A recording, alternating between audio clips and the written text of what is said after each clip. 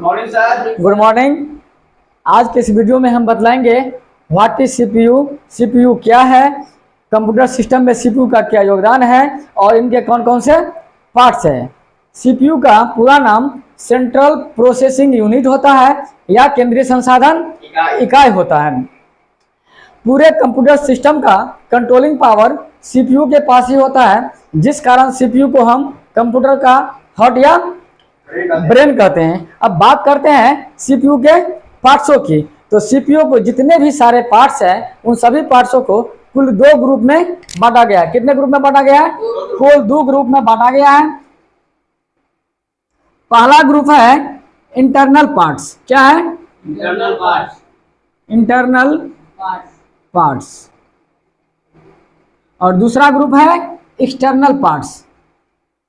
External parts. Internal parts का अर्थ होता है यांत्रिक भागों से। इंटरनल पार्ट्स का अर्थ होता है यांत्रिक भागों से, जबकि एक्सटर्नल पार्ट्स से मतलब होता है बाहरी भागों से। तो हम पहले बात कर लेते हैं बाहरी भागों की। देखिए, बाहरी भागों में जो सबसे पहला भाग होता है वो होता है कैबिनेट। क्या होता है? कैबिनेट। कैबिनेट क्या होता है? तो एक तरह का समझिए वो सीपीयू का क्या होता है? कवर होता है, खोल होता है, जो प्लास्टिक और एल्युमिनियम के चदरे से मिल करके बना होता है और इनके अंदर सभी यांत्रिक भाग व्यवस्थित ढंग से क्या होता है? सुरक्षित होता है। अब देखिए, बाहरी भागों में हम दो तरफ से बाहरी भागों को देख सकते हैं, फ्रंट साइड और बैक साइड। मतलब कुछ भाग क्या होता है तो हमको फ्रंट साइड से दिखाया जाता है और कुछ भाग बैक साइड से दिखाया जाता है। तो हम बात कर लेते हैं सबसे पहले फ्रंट साइड की। तो फ्रंट साइड में देखिए, जो सबसे पहला भाग होता है वो होता है सीडी या डीवीडी ड्राइव। क्या होता है? सीडी या डीवीडी ड्राइव। सीडी का पूरा नाम होता है कॉम्पैक्ट डिस्क और डीवीडी का पूरा नाम होता है डिजिटल वीडियो डिस्क। और इसके साथ लगा हुआ है ड्राइव, तो हम कह सकते हैं कॉम्पैक्ट डिस्क ड्राइव या डिजिटल वीडियो डिस्क ड्राइव।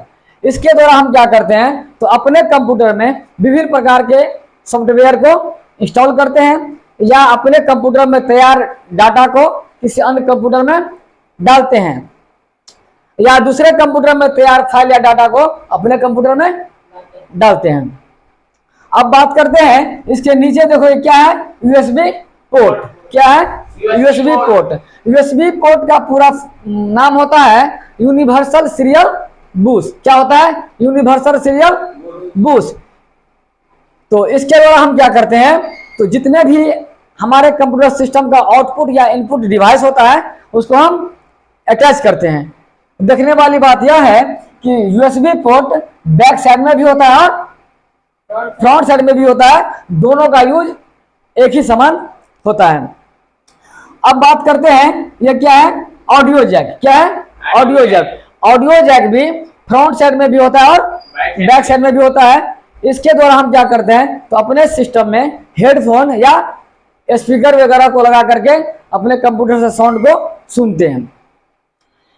अब देखिए, इसके जस्ट नीचे होता है पावर बटन, जो कि नाम से ही स्पष्ट होता है। पावर बटन का मतलब क्या होता है कि हम अपने कंप्यूटर में पावर देते हैं, अर्थात अपने कंप्यूटर को क्या करते हैं? चालू करते हैं, ऑन करते हैं। पावर बटन के इर्द गिर्द कहीं भी, मतलब इर्द गिर्द मतलब अगल बगल में कहीं भी हो सकता है, रीस्टार्ट बटन होता है, जो कि पावर बटन से थोड़ा सा छोटा होता है। जब हमारा कंप्यूटर किसी कारणवश हैंग कर जाता है तो इस बटन की सहायता से हम क्या करते हैं? कंप्यूटर को पुनः रीस्टार्ट कर लेते हैं, अर्थात फिर से रीस्टार्ट कर लेते हैं। अब बात करते हैं बैक साइड की। तो बैक साइड में देखिए ये क्या है? Power supply. पावर सप्लाई के द्वारा हम क्या करते हैं तो अपने सीपीयू में हम क्या करते हैं? पावर केबल को लगाते हैं, जिसके द्वारा हमारा कंप्यूटर क्या होता है? क्या होता है? ऑन होता है। अब देखिए, पावर केबल के जस्ट नीचे होता है क्या? PS2 port. PS2 पोर्ट के द्वारा हम खास करके अपने कंप्यूटर सिस्टम में माउस और कीबोर्ड को लगाते हैं। किसको लगाते हैं? माउस और कीबोर्ड को लगाते हैं। इसके नीचे होता है VGA वीडियो। क्या होता है? VGA video port. इसके द्वारा वीडियो पोर्ट के द्वारा हम अपने सीपीयू से मॉनिटर को अटैच करते हैं, जिस कारण मॉनिटर क्या करता है, तो हमारे कंप्यूटर सिस्टम पे कौन सा वर्क हो रहा है उसका डिस्प्ले दिखलाता है। तो देखिए हम आपको बतला देते कि यूएसबी पोर्ट बैक साइड भी होता है, फ्रंट साइड भी होता है, और उसके बाद है ऑडियो जैक बैक साइड में भी है और ऑडियो जैक फ्रंट साइड में भी है। तो ये हमने आपको पहले ही बता ही दिए। अब बात करते हैं सीपीयू के इंटरनल पार्ट्स के। किसके? सीपीयू के इंटरनल पार्ट्स के। तो सीपीयू के इंटरनल पार्ट्स के अंतर्गत सबसे पहला पार्ट जो आता है वो क्या है? एसएमपीएस। क्या है? एसएमपीएस। एसएमपीएस का पूरा नाम स्विच मोड पावर सप्लाई होता है। क्या होता है? स्विच मोड पावर सप्लाई होता है। एसएमपीएस का आविष्कार सन 1972 ईस्वी में हैवलेट पैकर्ड के द्वारा किया गया था। कितने ईस्वी में किया गया था? 1972 ईस्वी में। किसके द्वारा? तो हैवलेट पैकर्ड के द्वारा। एसएमपीएस अपने अतिरिक्त, यानी एसएमपीएस अपने अतिरिक्त और जितने भी इंटरनल पार्ट्स होता है सबको आवश्यकता अनुसार क्या करता है? वो विद्युत की आपूर्ति करता है। क्योंकि सीपीयू के अंतर्गत जितने भी पार्ट्स होते हैं सबको एक समान वोल्टेज की आवश्यकता नहीं होती, मतलब अलग अलग वोल्टेज की आवश्यकता होता है।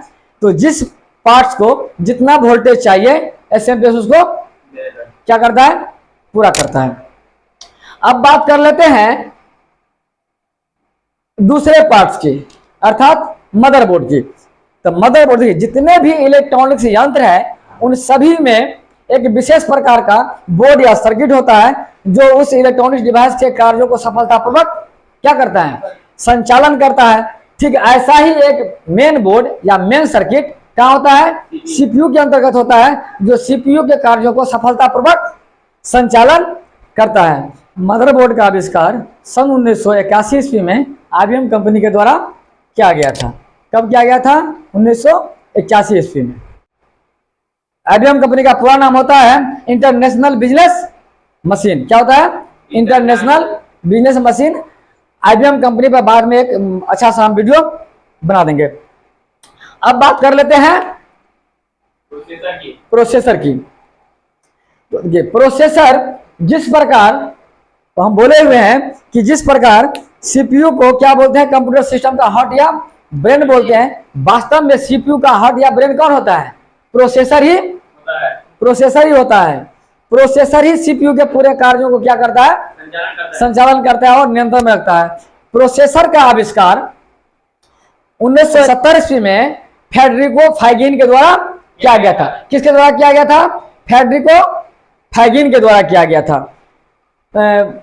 प्रोसेसर विभिन्न प्रकार के होते हैं, single core, dual core, quad core, hexa core, octa core, और कुछ नए वर्जन में आई सीरीज के भी प्रोसेसर उपलब्ध है, जैसे i3, i4, i5 या i7 और अन्य। अब बात कर लेते हैं किसका? रैम का। तो रैम का पूरा नाम रैंडम एक्सेस मेमोरी होता है। क्या होता है? रैंडम एक्सेस मेमोरी होता है। वह हमारे सीपीयू में फाइलों को अस्थायी रूप से भंडारण करते हैं, यानी कुछ समय के लिए क्या करता है? वो भंडारण करता है।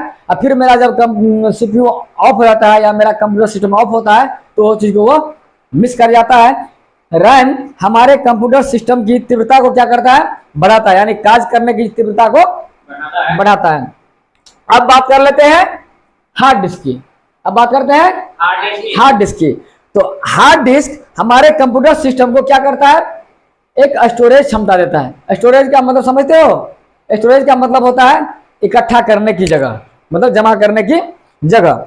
तो हार्ड डिस्क के अंदर हमारे सीपीयू के अंदर या कंप्यूटर सिस्टम के अंतर्गत जितना भी फाइल या फोल्डर या जो भी प्रोग्राम होता है सब कहाँ स्टोर होता है? हार्ड डिस्क में ही स्टोर होता है। हार्ड डिस्क का आविष्कार सर्वप्रथम 1956 ईस्वी में किया गया था। कब किया गया था? 1956 ईस्वी में किया गया था। और विश्व का जो सबसे पहला हार्ड डिस्क था वो था RMAC। क्या था? RMAC, जिसका वजन लगभग 1 टन के बराबर था। कितना था? 1 टन के बराबर था। और तजुब की बात है कि उसका कैपेसिटी सुनोगे तो बहुत ही आश्चर्य लगेगा। उसका कैपेसिटी मात्र कितना था? मात्र 5 MB का था। कितना का था? 5 MB का। अभी तो बड़ी हंसी वाली बात होती है कि इतना कम, लेकिन अपने समय में वह एक बहुत ही भास्ट पावर का हार्ड डिस्क था। अब बात करते हैं मोडेम का। तो मोडेम का आविष्कार सन 1962 ईस्वी में बेल 103 के द्वारा AT&T कॉर्पोरेशन में किया गया था। कब किया गया था? 1962 ईस्वी में। किसके द्वारा? तो बेल 103 के द्वारा। देखिए, मोडेम का पूरा नाम मॉड्यूलेटर डीमॉड्यूलेटर होता है। यह डिजिटल सिग्नल को एनालॉग सिग्नल में तथा एनालॉग सिग्नल को डिजिटल सिग्नल में बदलता है। यहाँ डिजिटल सिग्नल का अर्थ हमारे अंकीय पद्धति से है, जिसको बाइनरी नंबर के अंतर्गत हम लोग जानेंगे। वो होता है 0 और 1। जबकि एनालॉग सिग्नल का अर्थ हमारे इमेजीय पद्धति से होता है, जिसके अंतर्गत हम लोग किसी भी इमेज को रखते हैं। अब मुझे यह पूर्ण विश्वास है कि आप लोग CPU के सभी पार्टों से अवगत हो गए होंगे। फिर मिलते हैं नेक्स्ट वीडियो में। जय हिंद।